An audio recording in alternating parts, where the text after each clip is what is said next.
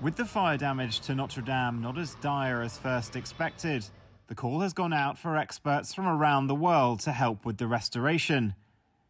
In his address last week, President Macron set the ambitious task of rebuilding the cathedral within 5 years, just in time for the Paris Olympics. But how likely is that target?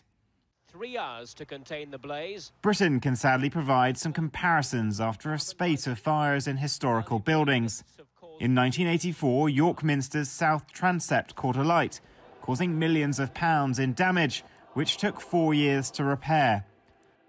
Then, in 1992, Windsor Castle, home of British monarchs dating back to William the Conqueror, suffered extensive damage, with the fire destroying 115 rooms. It led to Queen Elizabeth dubbing it her Annus Horribilis.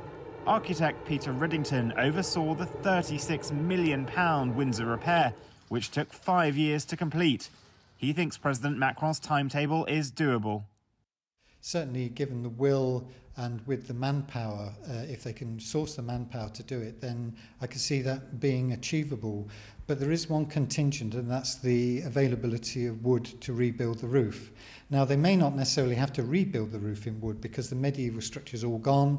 They may be able to repair the elements of the medieval structure that survived, but then the elements that are destroyed entirely, there's no real reason why it shouldn't be built in a modern way with steel or whatever other material might be available. But that would certainly decrease the programme time if they didn't have to wait for wood. Wood will be a major issue. Peter has also worked on restoration plans for the British Parliament. Its current structure is itself a Victorian replacement for one lost in a fire, but is now increasingly falling into disrepair, and many are worried it could suffer a similar fate. I mean, this is a building that is fundamentally at the heart of British politics and actually international world politics. It's the mother of parliaments, for goodness sake. We may not like the people inside it very much, but actually it means more than the people inside it. And that's why it's important to back the proposals to repair and restore it, because without those, we will lose that building. And we wouldn't want to lose that building any more than the French would want to lose the Cathedral of Notre Dame. Vincent McAviney, Euronews, London.